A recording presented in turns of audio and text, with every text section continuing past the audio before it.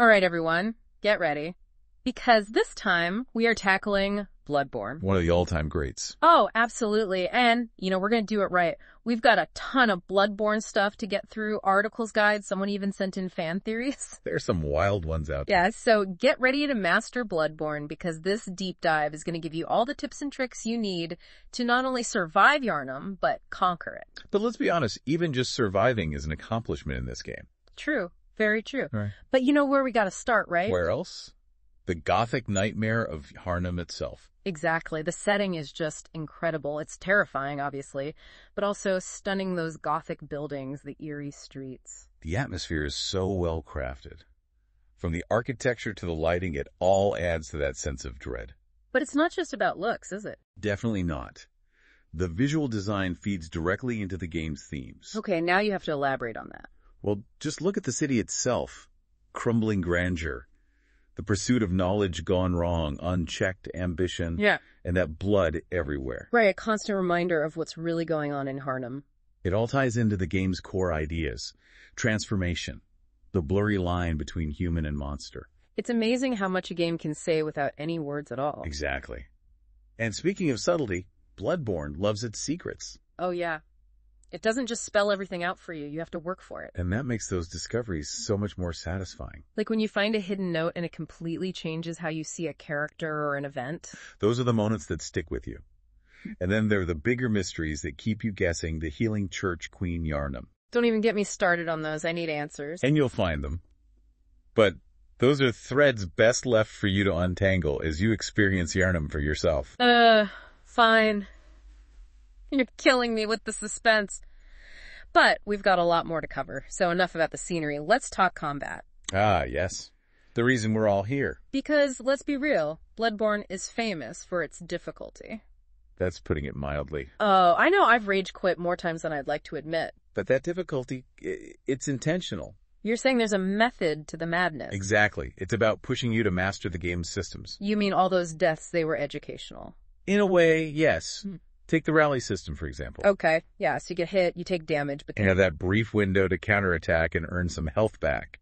Risk and reward at its finest. So it's not just about dodging every attack. It's about knowing when to strike back. That's brutal. But exhilarating, too.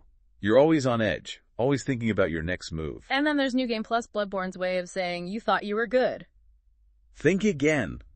It's a testament to the game's design that even with the increased difficulty, New Game Plus is still fun. It's less about punishment, more about mastery. Exactly. You get to bring all your upgrades, your skills into a new playthrough. And test yourself all over again. There are few things as satisfying as finally taking down that boss that gave you so much trouble the first time around. Okay, you're not wrong about that. But what about those times when you need a little help? Or maybe you just want to watch the world burn with some good old-fashioned PvP. Well, Bloodborne has you covered. There's both co-op and competitive multiplayer. So how does it work? What dark rituals do we have to perform to summon help in this game? Think simpler, but just as elegant.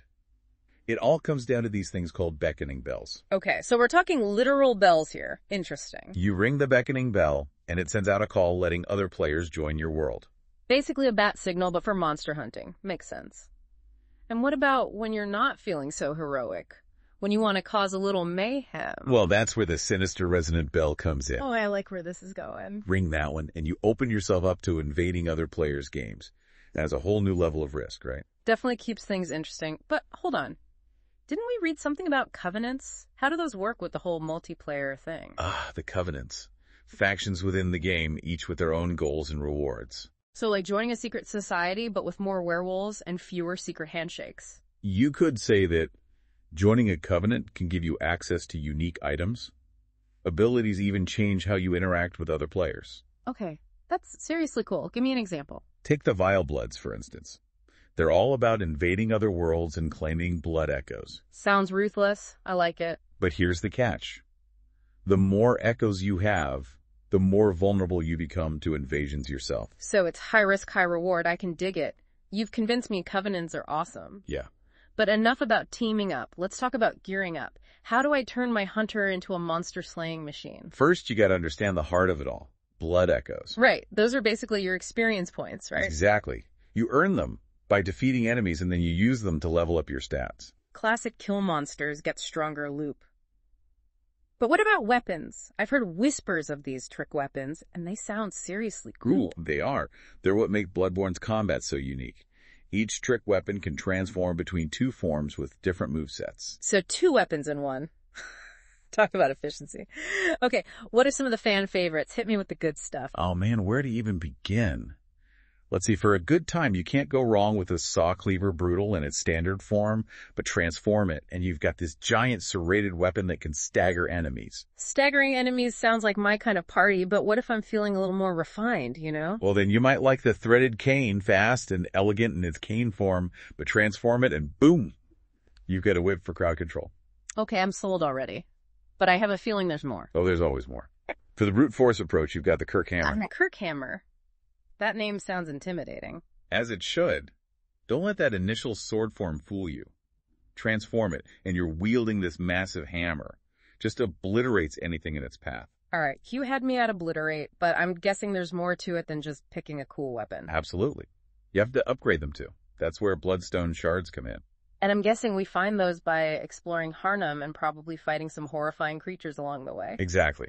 The more you explore, the more powerful you become. But here's where it gets even more interesting, stat scaling. Stat scaling. Okay, now you're just using big words to impress me. Not at all. Think of it like this. Your weapon's damage isn't just about its base stats. It's also affected by how well those stats scale with your character's attributes, like Strength Skill Arcane. So if I'm building a strength-focused hunter, I should pick weapons that scale well with strength. Got it. This is getting deep. It all comes down to strategy. Every upgrade, every stat allocation matters. It lets you really fine-tune your playstyle. Man, this game is a strategist's dream. But what about armor and accessories? Can I look fabulous while fighting for my life? Of course. While armor in Bloodborne is more about style than pure stats, there are still some strategic considerations. Like what? Different outfits offer varying levels of resistance to certain damage types. Firebolt Arcane. You get the idea. So I can be a fashion icon and a strategic mastermind at the same time. This game just keeps getting better and better. Speaking of getting better, remember how we talked about Bloodborne's love for rewarding players who dig deeper? I have a feeling you're about to mention that DLC again. That's right. It's time to talk about the Old Hunters. Ah, yes. The expansion that promises to drown us in nightmares. Give me the rundown. What fresh hell awaits us? You mentioned fresh hell. Okay, lay it on me. Yeah. What kind of horrors does this DLC unleash? Oh, the Old Hunters doesn't hold back. It takes you to the Hunter's Nightmare. Hunter's Nightmare? That sounds pleasant. It's about as bad as it sounds. A twisted echo of Yharnam, haunted by hunters who became the very monsters they were hunting. So basically a greatest hits collection of Bloodborne's worst nightmares. And then some. You'll face all new bosses, each one more messed up than the last. Oh, come on. There can't be anything worse than what we already talked about. Oh, just you wait. There's Ludwig the Holy Blade. Okay, that name sounds kind of badass. I'll give you that. He's tragic, really. Consumed by the power of the healing church. Right. And then there's Ari. The Orphan of Kos. Pure nightmare fuel. It's a creature that defies description. Okay, you've officially creeped me out. And I thought I couldn't get any more terrified of this game. But it's not just about the scares. The Old Hunters digs even deeper into the lore. So even more secrets to uncover. I'm sensing a theme here. You're starting to understand Bloodborne? The DLC reveals more about the hunt, the healing church, the origins of the plague. All right, I'm hooked. But what about the loot? What kind of goodies do we get for braving this nightmare? The Old Hunters has a whole arsenal of new weapons, each one more unique and deadly than the last. You know me, I'm always down for some new toys to play with. Hit me with your favorites. Let's see, for starters, there's the church pick. It's a mace that transforms into a serrated spear. Ooh, brutal. I like it. What else you got? For those who prefer a more explosive approach, might I interest you in the Whirligig Saw? No, that's a name I can get behind. Tell me more. It's a giant buzzsaw blade on a handle. It just tears through enemies. I think I'm in love. That sounds amazing. But you know, all this talk about how incredible Bloodborne is, and I have to agree with you, it's not just us, right? This game has earned its place in gaming history. Oh, absolutely. Bloodborne is a masterpiece, critically acclaimed and loved by fans. All right.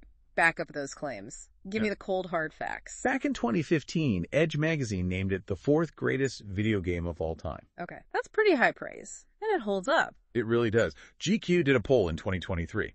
Same result, Bloodborne still at number 4. Wow, that's saying something. It's a game that has influenced so many others. Definitely. It raised the bar for atmosphere, for combat, for storytelling in video games. It's one of those games that stays with you long after you stop playing. You start to see the world differently after experiencing Yharnam. It makes you think about what it really means to survive, to confront your fears. To never give up, no matter how tough things get. I think that's a lesson we can all take away from Bloodborne. Absolutely. And with that inspiring thought, I think it's time to wrap things up. Until next time, may the good blood guide your way. And may you find your worth in the waking world.